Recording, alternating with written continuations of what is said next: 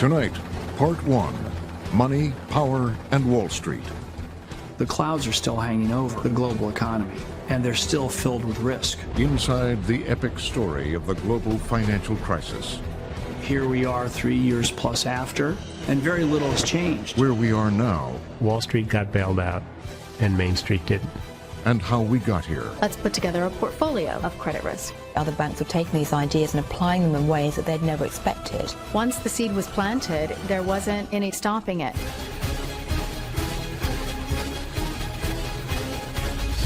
$36 billion in bonuses this year. This kind of cult of more, grow. The economy is melting. The Bush administration is leaving. Obama gets a real glimpse of the future. Disaster's coming. There's real panic in the marketplace. You may have just made the decision that destroyed the world. These banks transfer risk across the Atlantic outside the purview of American regulators. They turned into a Frankenstein monster. Occupy everything! In an election year. Wall Street got away with bank robbery. Is the global financial system any safer? This crisis really never ended. Tonight, Part 1, Money, Power, and Wall Street.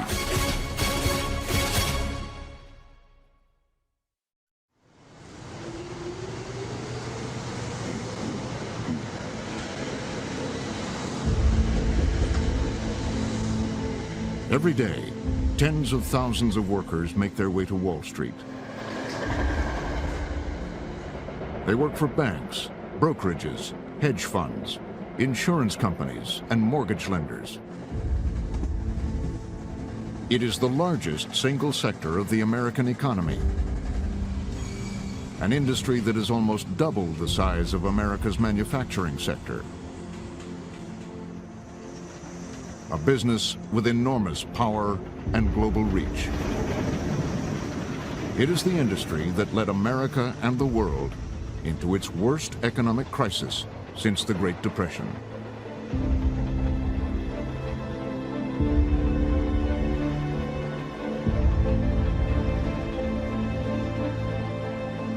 The banks say they exist to create wealth, holding in trust our collective worth, promising to invest the trillions of dollars that stream in from businesses, pension funds, and savings accounts that belong to all of us. One morning in the fall of 2011, bankers arriving in Lower Manhattan were caught by surprise.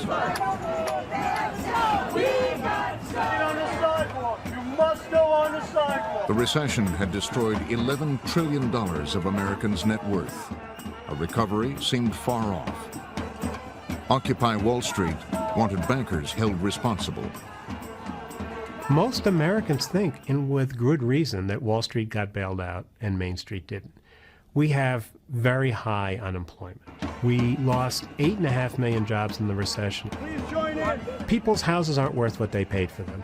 A lot of them don't have jobs. Their kids are graduating from college and are moving back in. This is what democracy looks like. Some protesters were calling for bankers to be prosecuted. It is pretty clear, actually, that there was massive illegality going on. And if somebody with subpoena power was intent on prosecuting that, I don't think there's really much doubt that they would be quite successful in criminal prosecutions.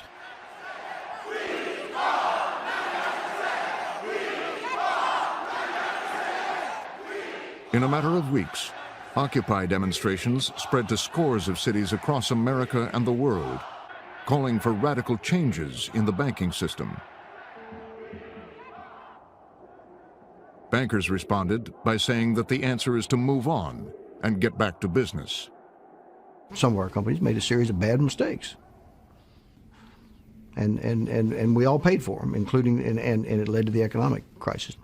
But what makes people upset is that, I mean, a lot of the people that are on the streets demonstrating Occupy Wall Street, is that the economy hasn't recovered, but banks have. If you want a strong economy, you have to have financial services companies that are safe and sound and able to lend and able to finance their customers. Now, if you want to have a recession, then go ahead and hammer the banks and make sure that they fail, because then you'll have another recession. Do you understand why they're angry? Do you have any comment? Mr. Blankfein, can we ask you a question, sir? You're going to give the American people an accounting of how you spent their money? And do you understand why it is they're angry at bankers? Do you have any regrets about the way you've spent the taxpayers' money? Absolutely not. Thank you. Since the meltdown of 2008, there have been dozens of hearings. We regret that people have lost money, and whatever we did, whatever the standards of the time were, it didn't work out well. I would like to ask your opinion of the role that over-the-counter derivatives play Many questions have been asked, in contributing to the financial crisis. but there have been few satisfying answers. What goes on at Wall Street and exactly what caused the crisis and how did we get where we are, it's difficult to understand, even for professionals. I'm not sure I understand that point. Maybe you could elaborate. Well, I think it's, in many ways, it's very simple. I think our regulators and the industry have to focus on complexity.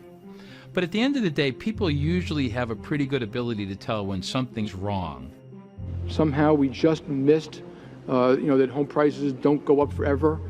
What is a synthetic CDO? A CDO is a pool of assets. I think finance may have gotten too complicated for anyone to understand. That are pooled together and then can be sliced. In a synthetic, you pool reference securities that are indexed to specific pools of mortgage. And that the managers of these large financial institutions in some ways have been given an impossible task, that they won't be able to comprehend what it is their institutions are doing. And that is really, really scary. You created the mess we're in, and now you're saying, sorry, trust us. You created CDOs who created credit default swaps that never existed a few years ago. Who was the brilliant person who came and said, let's do credit default swaps? Find him, fire him.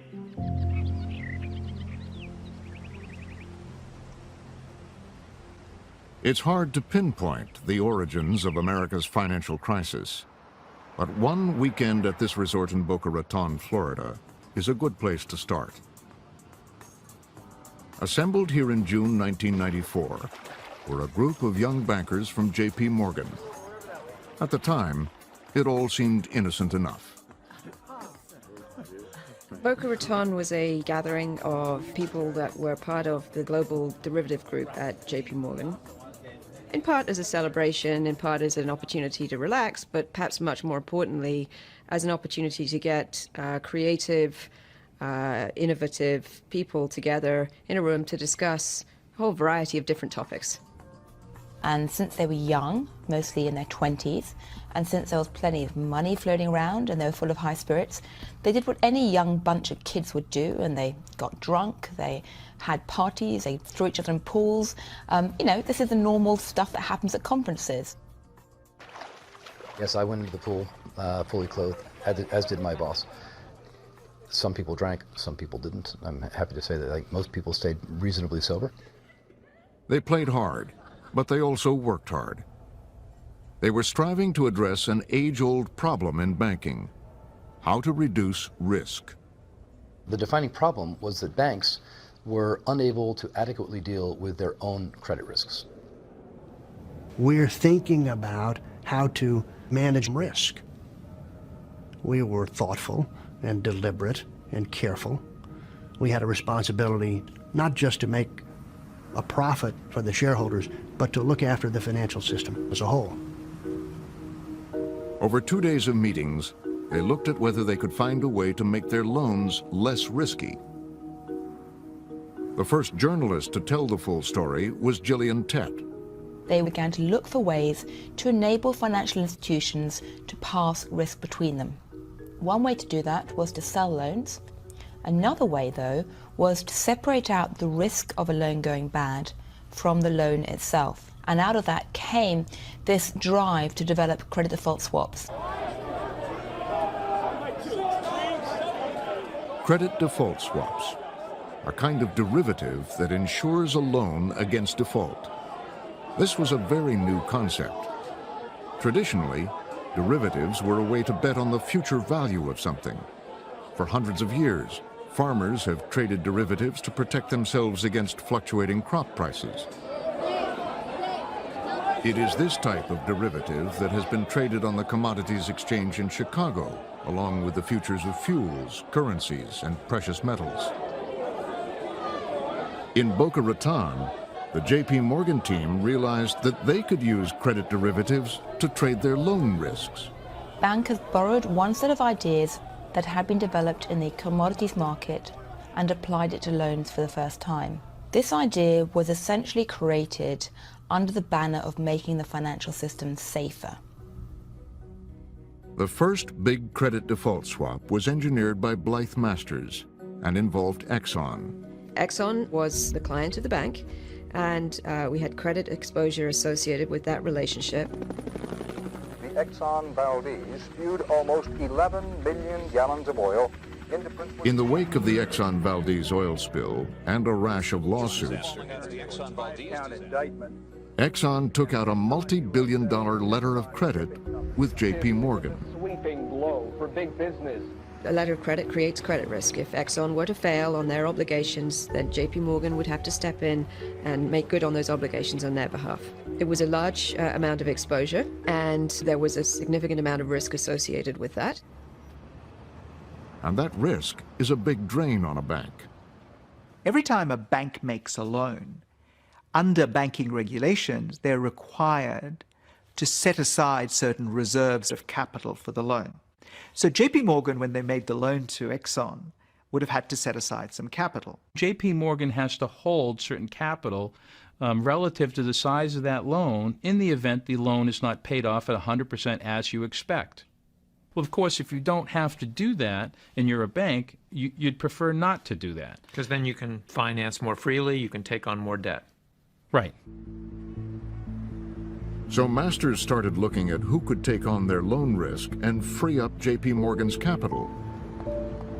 She found a taker in London, the European Bank for Reconstruction and Development, the EBRD. EBRD would receive compensation from JP Morgan for taking on or assuming credit risk, and felt that that was a good risk-reward proposition. And so risk was essentially dispersed. And why did JP Morgan do that?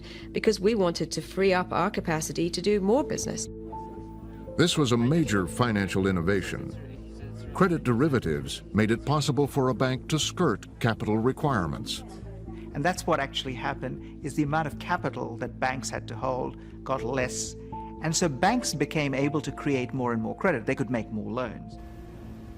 The innovative element of swaps is that they allow companies, financial institutions, governments to shed the risks that they don't want to take and take on other risks that they would prefer to be exposed to.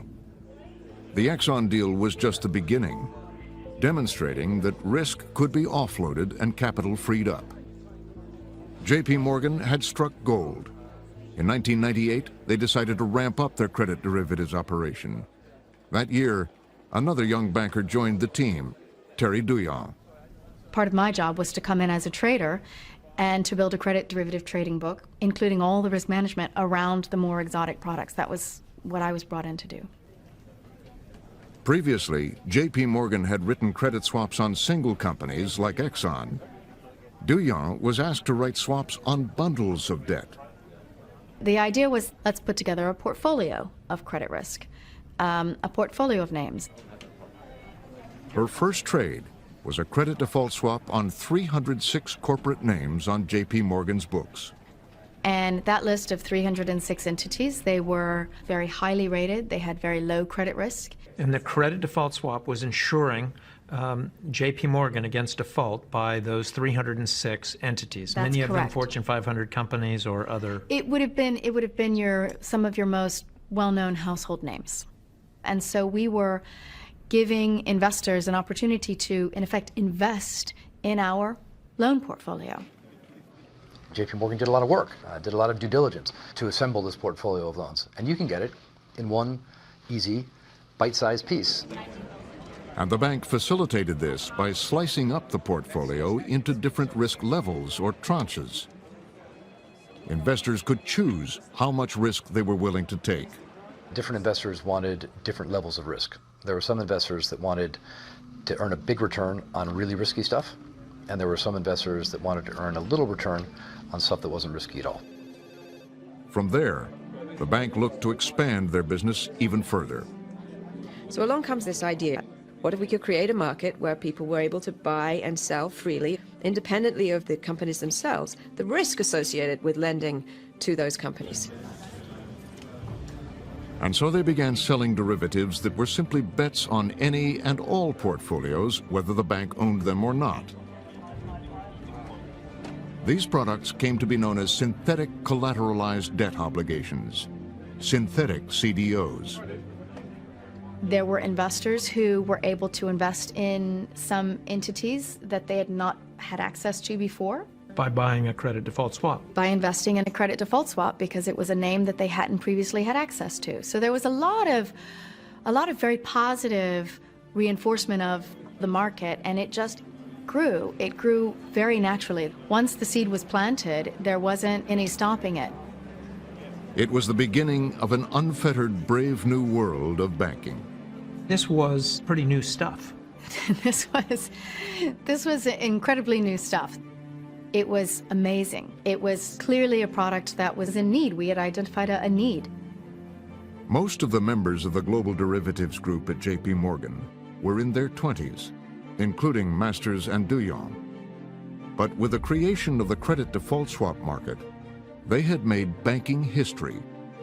What in the long run this all meant was that credit, which is a vital part of the lifeblood of any economy, the global economy, became a more readily available asset. And the thinking was that that would be an unambiguously positive thing. Credit helps drive growth, helps companies deploy capital, helps employment, etc. It wasn't any longer just an idea in a room in Florida, it was the creation of an entire marketplace. Risk could now be easily traded. It fueled a worldwide credit boom.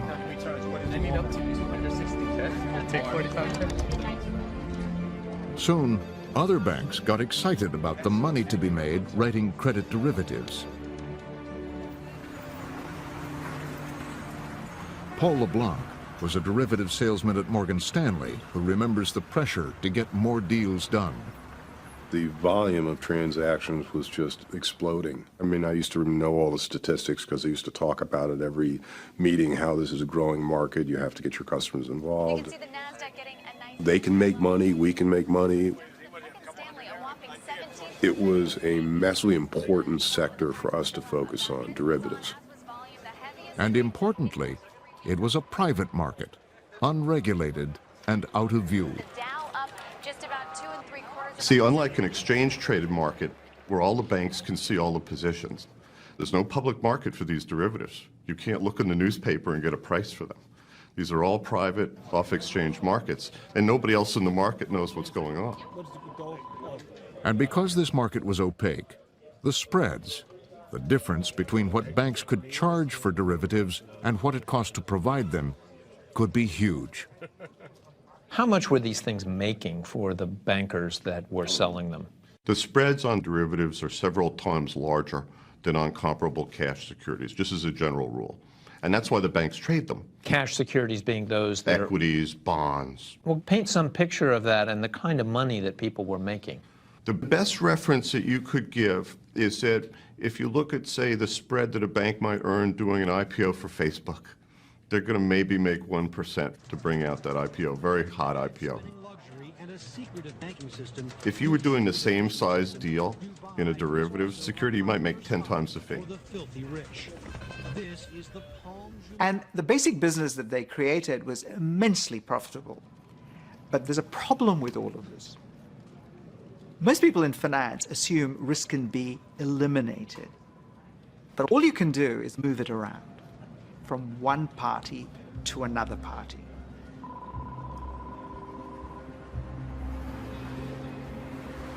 There was growing concern in Washington. we are moving towards greater risk. We must do something to address the regulation of hedge funds and especially derivatives in this country. $33 trillion, a substantial amount of it held by the 25 largest banks in this country, a substantial amount being traded in proprietary accounts of those banks.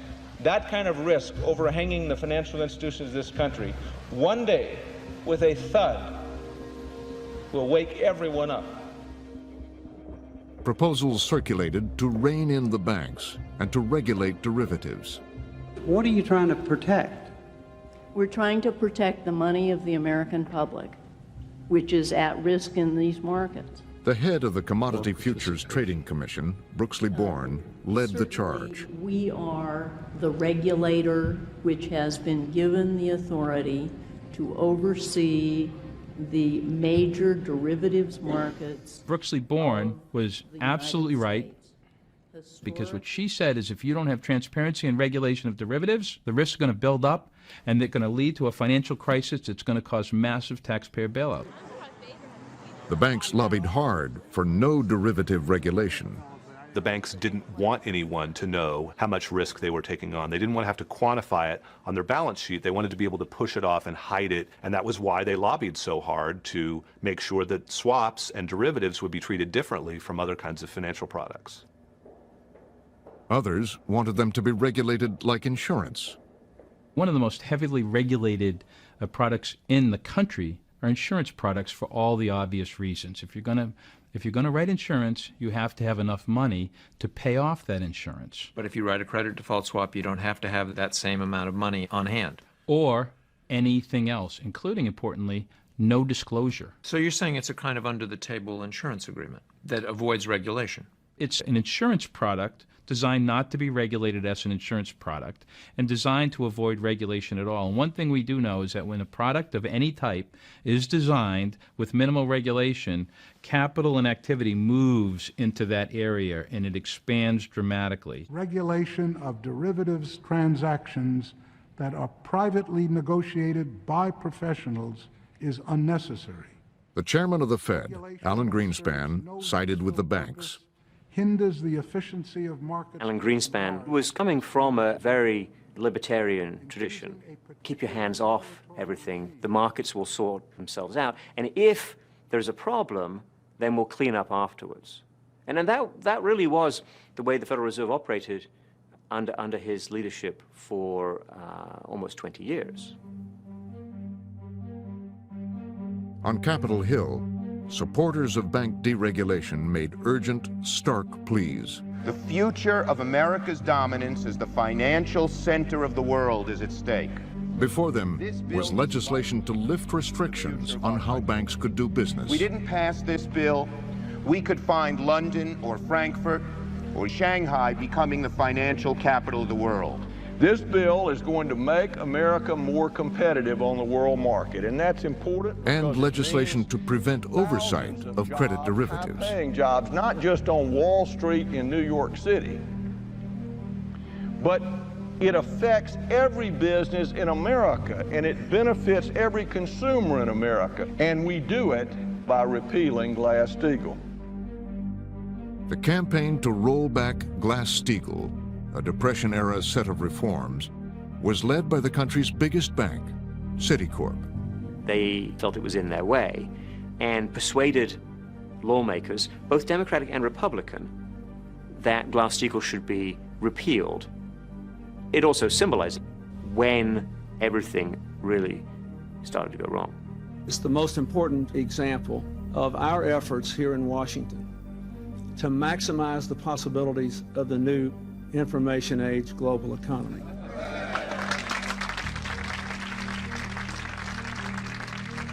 In the end, banks would get larger and derivatives would remain in the shadows. The derivatives market went into darkness, almost no transparency and no regulation. And what you see is this explosion in the growth of derivatives in the United States and throughout the world. The banks had won the day. Credit default swaps would now be introduced to new markets. Probably 10 million times. The next application of this same technology was to portfolios of consumer credit risk, and in particular, mortgage-related credit risk. And the higher the risk, the better. What everyone is trying to create is something that has a high rating and a high yield. That's the holy grail, that's the goal, is to mix together assets in some way so that you come out with a AAA and a big return. And so Wall Street discovered the rewards of funding the American dream. Just as they had bundled corporate loans, bankers now bundled mortgages. You would buy these big pools of mortgages, and these credit default swaps enabled you to bundle all this stuff together, bring it in-house in order to get it ready to put through the sausage-making machine and create these securities. Bankers spread their investing dollars across the country, but especially in states seeing historic levels of population growth, places like Florida, Nevada, California, and here in Georgia. Well, Atlanta was one of the hottest markets in the country, the Atlanta region.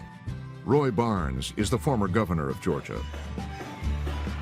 Georgia was the fourth fastest growing state at the turn of this last century, and the fastest growing state east of the Mississippi. So it was a hot market to start with. I put my house on the market on a Tuesday, and it was gone Thursday. Elected in 1998, Barnes is renowned for having taken on Wall Street over subprime lending, a market the street had traditionally avoided. Subprime lending has been around for a long time and is supposed to be lending done to people whose credit is inferior. And in the 80s, there was no place for subprime. Nobody wanted it. The banks wouldn't buy it because there was a higher risk. City Mortgage, may I help you? I've been having trouble with my credit. That's no problem. We'll give you the best rate possible. 688-CITY. The subprime market was originally a niche market. Originally, it was not the major banks. It was the mortgage brokers who were specialists in this market. Subprime loans in Atlanta jumped by more than 500% during a 5-year period. What really changed the appetite for subprime mortgage was you could securitize it, and you could sell it on Wall Street. They do it in tranches, and then they wrap it up so they could be packaged together and have an overall higher yield. Nearly half of all new single-family home construction is in the South. Now more than 50,000 a month. And of course, Moody's says AAA.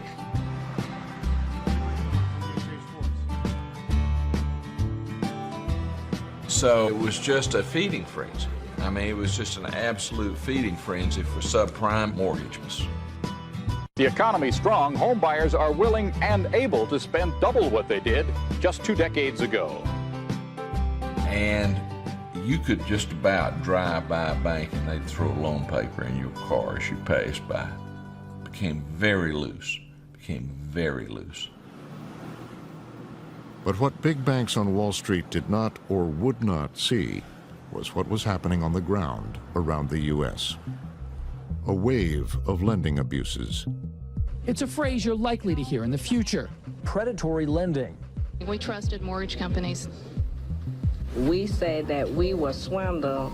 The situation have caused me to go into the state of bankruptcy. This is what you call robbing somebody without a gun. The Wild West experience in home mortgages was well underway.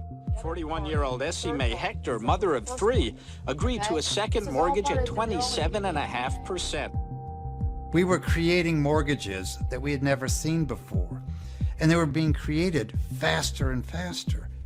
The interest rate on these loans was as high as 42%. We saw borrowers given loans that were greater than the value of their home. Home buyers were getting loans that had no income.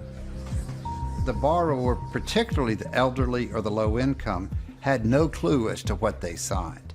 There was a tremendous growth of mortgages that we knew made no sense financially. When you have a high interest rate, then you have high points, then you have prepayment penalties, when you have balloon payments, when you have adjustable rate mortgages, and when you layer those bad practices on top of a high interest rate, it becomes predatory. Black homeowners in Atlanta have become such frequent targets of unscrupulous lenders that counselors regularly hold community meetings to issue warnings. Monthly payments that you can't afford. And why did they sell them to people they were not good for? They did it because they could. We gotta fight, fight, fight, fight. Housing advocates around the country took on predatory lenders. But one of the fiercest fights was here in Georgia over what was called the Georgia Fair Lending Act. But we don't need rhetoric. The bill was sponsored by State Senator Vincent Fort. We need action now. People are tricked into owing more money than they could ever dream. And backed by Governor Roy Barnes. Talked into believing there's a way out. Governor Barnes and others are making a last-ditch effort. The bill targeted high-cost loans and predatory lenders with a series of rules and prohibitions. Up right now on the House floor, a governor's bill to crack down. The mortgage lenders and the banks struck back. None of these people have a clue of what's going on. Nobody here understands the business, and they didn't let us speak. You would have thought I had recommended that we repeal the plan of salvation. You know what we need? Predatory. And why were they so opposed to it? Money. Money.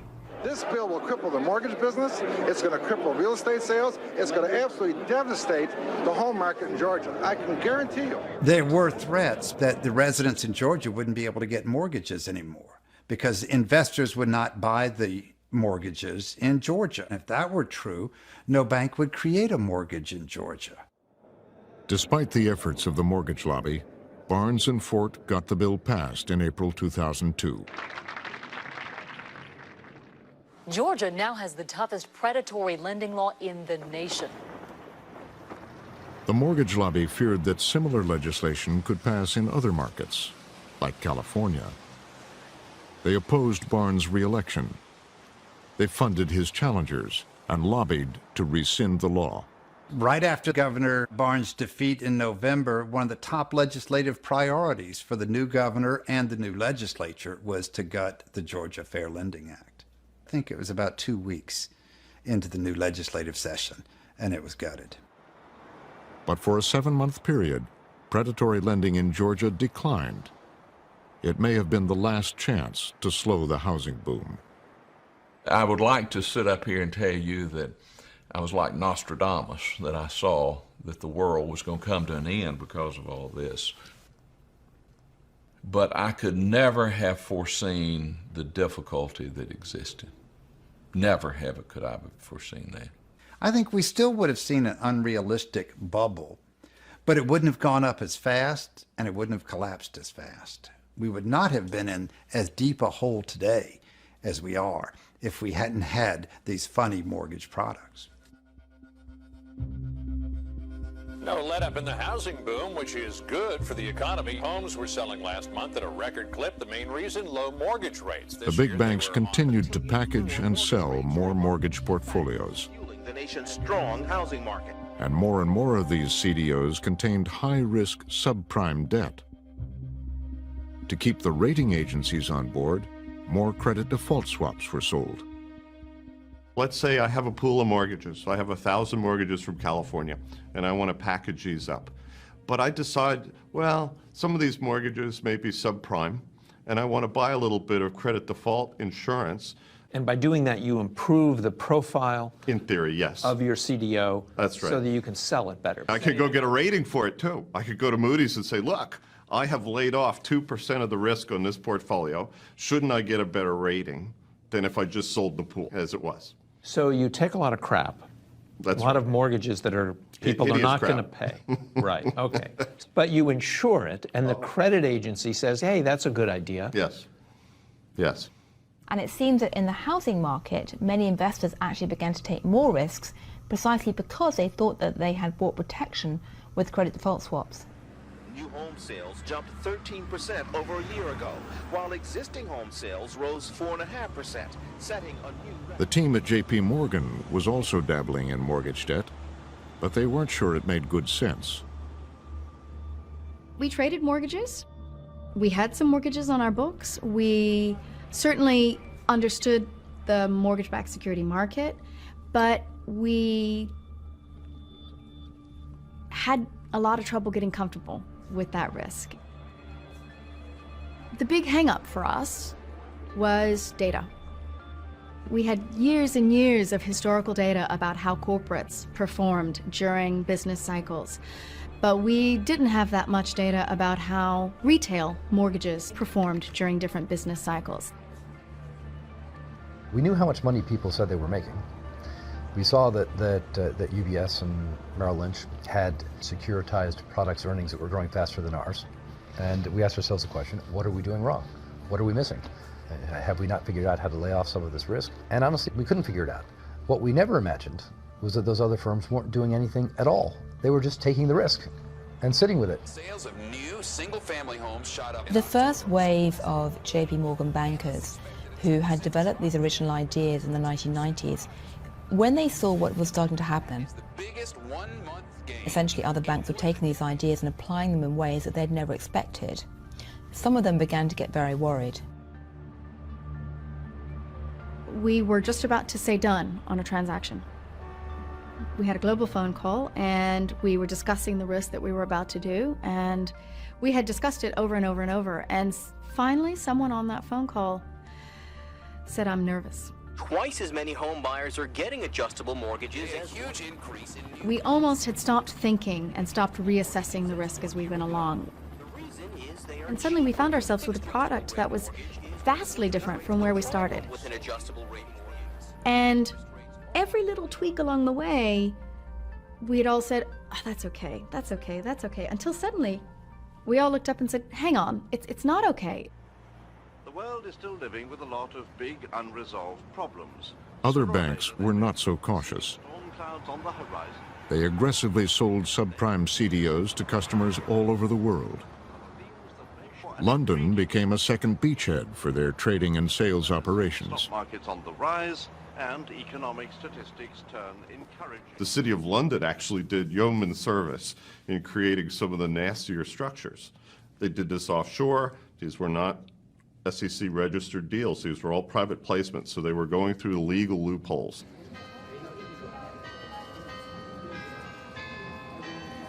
A group of state-run banks in Germany, known as Landesbanks, were among the biggest customers. Desiree Fixler, who worked at J.P. Morgan, says she was amazed by these banks' appetite for subprime mortgages. You knew that a core group of banks in Germany would buy anything. We strongly believed they were very naive. We were amazed that they would buy this. Every single person, every salesperson was envious of that particular salesperson that was able to cover the Landesbanks and IKB, because you were in one of the hottest seats globally. You were going to generate tremendous profit margin. They were big buyers. IKB was very convinced that they were one of the strongest bank in that area. They were running around telling people how good they are in investing. Multinational Deutsche Bank did several deals with IKB. Did you think at the time that your products were helping IKB, that these were good things for them to buy? Yeah, absolutely. Otherwise, we wouldn't have manufactured these products and sold it to them. So you were bullish on subprime mortgages in the U.S.? We were bullish on the mortgage market in general, and subprime, which was an element of it. We were not overly aggressive, but we were part of that market, absolutely. Americans are buying real estate in record numbers. That demand has driven prices. By the end of 2005, the total outstanding value of credit default swaps around the world was measured in trillions of dollars and was doubling every year. Existing home sales rose 4.5%, setting a new record. Did top management at JP Morgan understand credit derivatives? Yes, they did. Absolutely, they did. Did they at other banks? No, not all other banks, certainly not. Did the regulators understand them? I don't think the regulators understood. I don't think the credit ratings agencies the bankers or the regulators fully understood all of the kinds of credit instruments that we're talking about. In other words, some big banks simply didn't know what they had in terms of risk. Certainly, they didn't know some of the forms of risk that they had. That's exactly right. Sales were higher than most regions, up more than 40% in the West and Northeast in October. Housing prices continued to soar. The average price of a new home rose slightly. Banks packaged more and more CDOs. Theoretically, there was no limit. An investor didn't need to own any actual mortgages. So-called synthetic CDOs allowed investors to bet many times over on someone else's portfolio of debt. It allowed participants, either buying or selling, so on either side of the market, to take their positions without being constrained by the size of the underlying market. In synthetic CDOs, all you had to do was make a side bet based on what would happen to this group of mortgages and have that be the basis of the CDO. The fact that someone had done it one time wouldn't stop you from doing it again and again and again. So how is that different than betting on the outcome of the Super Bowl? Or a horse race, or a craps table? There is no difference at all. It's just a pure bet by somebody who has no economic interest in what they're betting on. You're going to bet on the outcome of the Super Bowl, you're going to bet on the outcome of a horse race, or you're at the craps table, or you're betting on which way the dice are going to go. We're pretty confident that the housing market is not going to go down at all. It's just going to go up. Within a decade, you have the most phenomenal machine anybody's ever seen. New homes are selling at the second highest rate on record. We are in a housing boom. It's strong right now. Profits soared 93%. We're expected to dole out $36 billion in bonuses this year. Everyone was high-fiving. It seemed to be brilliant. The combination of free markets, innovation, and globalization appeared to have delivered this incredibly heady cocktail of tremendous growth. Top executives will earn as much as $20 to $50 million. Between 2003 and 2006, Dick Kovacevic, CEO of Wells Fargo, remembers attending meetings with bankers and regulators. Oftentimes what would happen at these meetings is regulators would be there, like Chairman Bernanke, and there might be, I don't know, 30, 40 bankers. And they would often go around the room and say, well, what are you guys seeing out there? You know, what's working? Are you concerned about housing? You know, we're trying to get input. And when they came to me, I would say, this is toxic waste. We're building a bubble. We're not going to like the outcome. What did your fellow bankers say to you when you told them that you thought this stuff was toxic? Well, the ones that were in it said I was wrong, and everything's fine. We don't see any losses occurring in this, but we saw risk all over the place. We didn't even participate in the exotic subprime side of the mortgage because we knew that this was absolutely wrong for our customers if we would have done it, and it would have been wrong for us because we think this thing was going to blow up. There's a great set of adages on Wall Street about where risk will flow. And if you ask people, they're basically split between two camps. One says that risk will flow to the smartest person, the person who best understands it, and the other says that risk will flow to the dumbest person, the person who least understands it. And at least based on my experience and my understanding of what has been happening in the derivatives market, it's the latter. I was amazed at the interest on the part of investors to invest in a product that was highly complex and very risky on top of it. So let me get this straight. You were first to the party. You developed this tranching of stuff. That's right. And writing credit default swaps on it. But now everybody else has jumped into the game. Everybody wants to do it. But your team decided to stop. Why did so many others keep going, marching towards the cliff?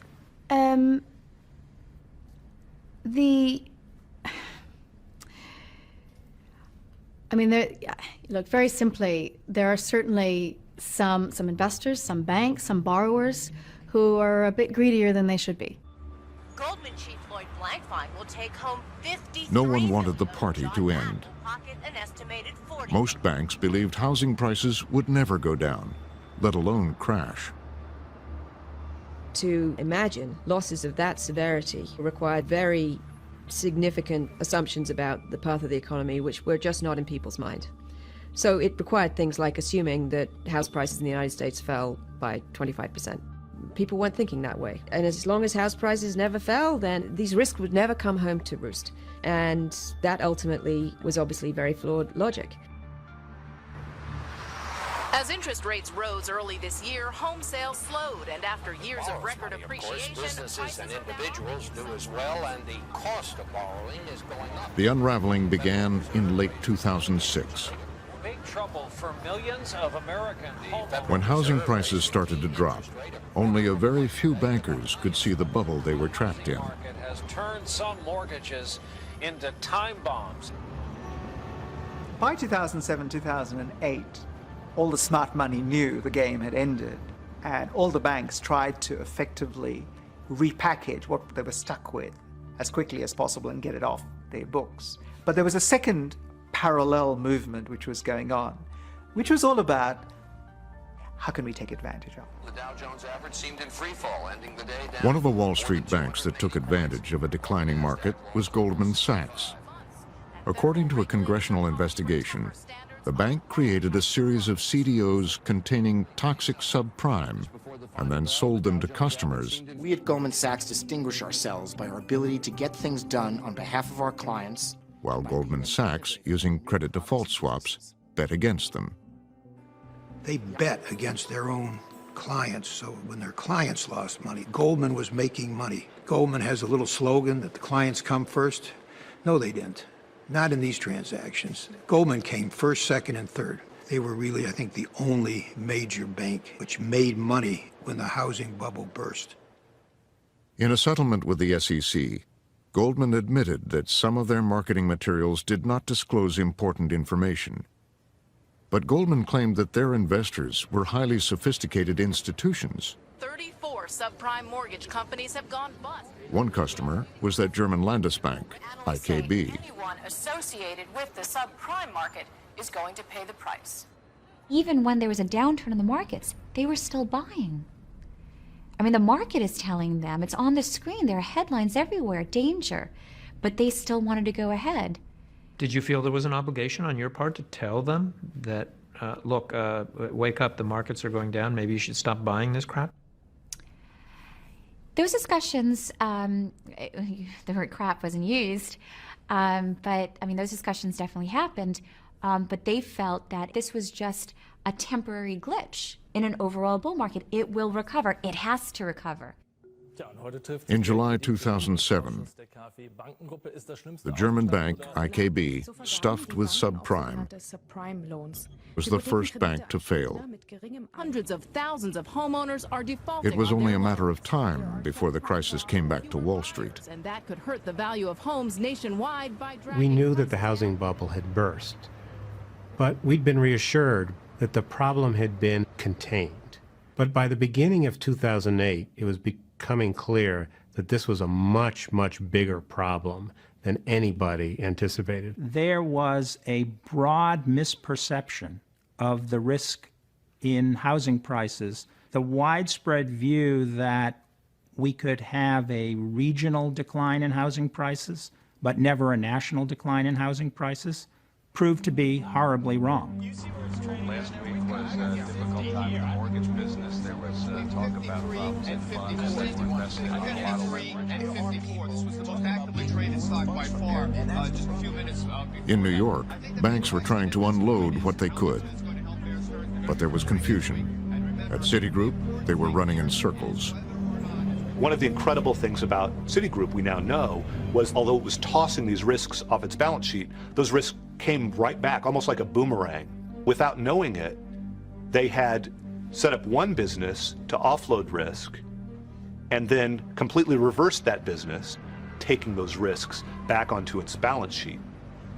It was quite clear to me that a number of really quite large financial institutions had not had the kind of management information systems which allowed them even to know what all their risks were. That was astounding to you. It was astounding to me. The sort of origination of these subprime loans, the creation of the CDOs, that business is gone. The reason why is all those credit default swaps. It would all come down to those credit default swaps. Would they pay off as they were designed to do?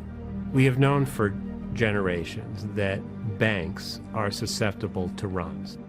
Banks can't function if everybody comes and wants their money at the same moment. Merrill Lynch, devastated by losses. Failure of Lehman Brothers and the fire sale of Merrill. It's time to take a closer look at AIG. This time, it would be a run on an insurance company.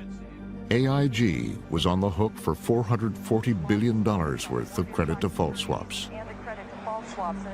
Remember, an insurance contract is only as good as the credit quality of the insurer.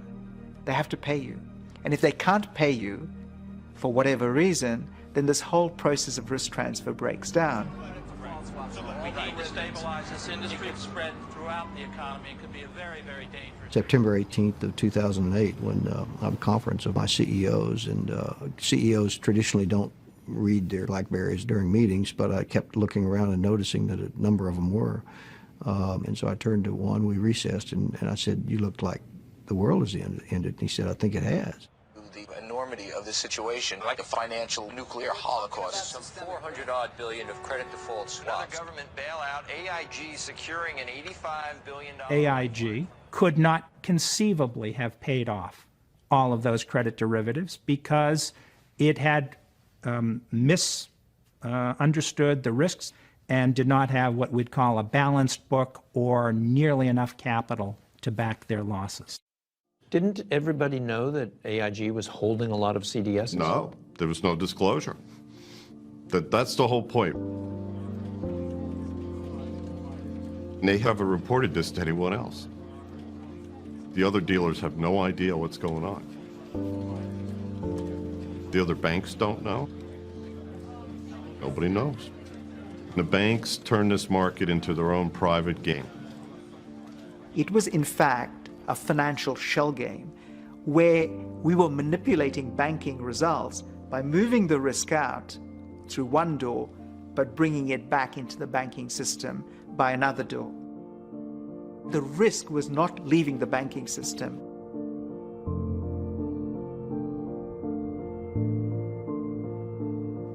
And everybody in the world was connected to these chains of risk. And if any part of that chain breaks down because they can't honor the contract, the entire system implodes.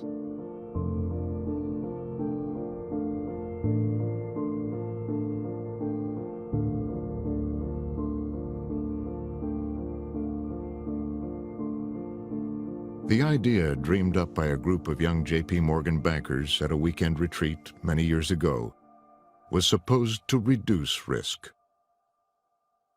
Their original idea had been taken and it turned into a Frankenstein monster, which they never dreamt would become so big and spin out of control to that degree. It was a very scary time. We were in totally new territory. And the notion that Lehman Brothers could be filing for bankruptcy and AIG could be at risk of the same fate was absolutely unprecedented. And the implications, thinking through the implications of that for the health, not just of the US economy, but the world, I mean, it wasn't really conceivable to do that. I couldn't get my mind around it. I know others couldn't. We never saw it coming. We never saw that coming. And I was disappointed, hugely disappointed. I mean, I was part of a market that I believed was doing the right thing. And maybe I was idealistic, maybe I was young, maybe I didn't fully appreciate where we were going, but there was a whole system going on all the way from the borrower of the mortgage all the way through to the investor. There's a whole system of people who maybe were turning a blind eye, maybe were, you know, just, I don't know. It's frustrating to see, certainly.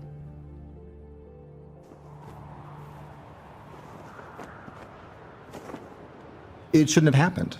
Most of our financial crisis in the past is due to some macroeconomic event, an oil disruption, a war. This was caused by a few institutions, about 20, who, in my opinion, lost all credibility relative to managing their risk. And the sad thing is it should never have happened. The management should have stopped it before it got big, and people were suffering for something that should never have happened.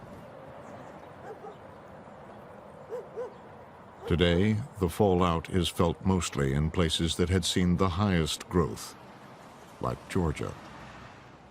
Ground zero of the subprime crisis, local neighborhoods, city streets. Cities throughout the United States are seeing a rise in vacant and abandoned properties. And that's where the neighbors feel it. As neighbors, we're concerned not so much with the complexities of the subprime mortgage market and derivatives. These things we will hardly ever understand. What we feel on the street is the fact that the house next to us is vacant, abandoned, partially burned, and we wonder how long it's going to be there, how long we will pay the price for that abandonment. A neighborhood cannot survive long when it has a growing inventory of vacant and abandoned properties. Sometimes, no one even knows who owns the properties. It's hard to know who owns it because it's been sliced and diced so many ways by investors that it could be somebody in Ireland who owns it. You have the securitized pools where investors own pieces of it. The investors are around the world, literally, and so it's just in no person's land. It's a vacant property, mostly vandalized, and it just sits here, and we can't do anything with it. And the reality is that that plays out across this neighborhood hundreds of times. That house has a loan that is somewhere lost in a huge financial vehicle put together by some young Turks on Wall Street. It's lost in that billion-dollar package because there's nobody assigned to look after it. And there are whole subdivisions like this, by the way, that are just lost in this great morass. And so it affects Main Street because Wall Street was too greedy. The greed of Wall Street broke Main Street.